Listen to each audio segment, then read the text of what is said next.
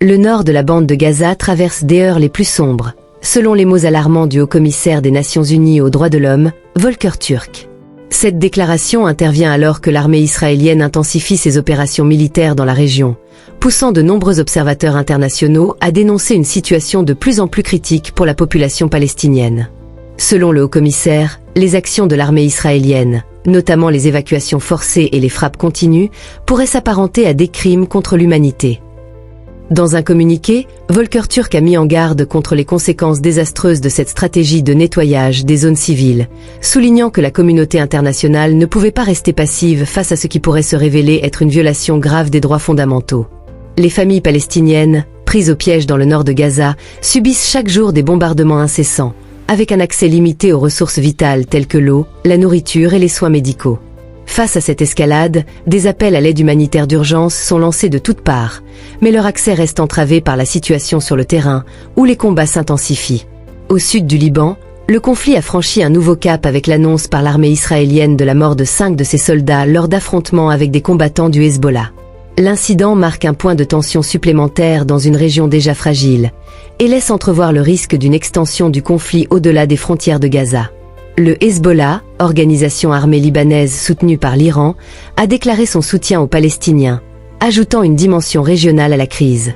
Les affrontements entre Israël et le Hezbollah se sont multipliés ces dernières semaines, et la situation risque de dégénérer alors que les deux parties continuent de mobiliser des renforts. L'armée israélienne, déjà concentrée sur Gaza, pourrait être confrontée à un défi stratégique majeur si les hostilités se poursuivent sur plusieurs fronts. Au cœur de la crise humanitaire qui secoue Gaza, 2 frappes aériennes sur Khan Younes ont provoqué un bilan tragique, avec au moins 20 morts, selon les informations rapportées par la défense civile de Gaza. Les secours sur place décrivent une scène de chaos, avec des décombres et des corps sous les gravats, dans une zone déjà lourdement touchée par les précédentes attaques. La situation dans cette ville du sud, bien qu'éloignée des opérations militaires les plus intenses au nord, témoigne de la violence généralisée qui frappe toute la bande de Gaza.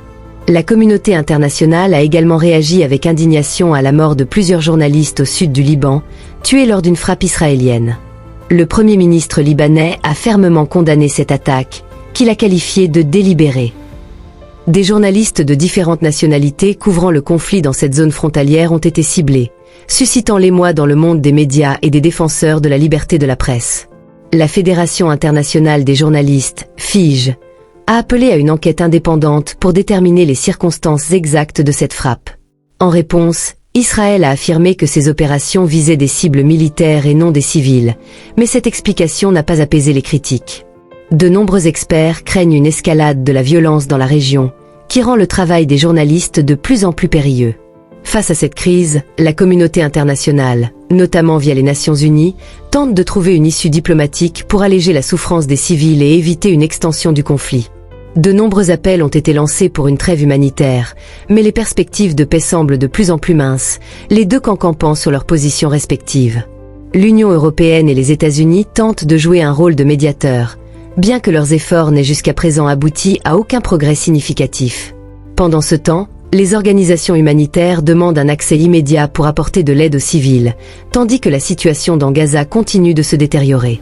Alors que le conflit se poursuit et que les pertes humaines s'alourdissent, l'avenir de Gaza et de ses habitants reste incertain.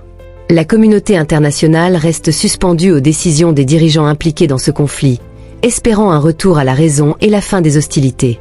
Mais pour l'instant, les perspectives de paix semblent lointaines, et la bande de Gaza, dévastée par les combats, continue de vivre des heures tragiques sous les regards impuissants du monde entier.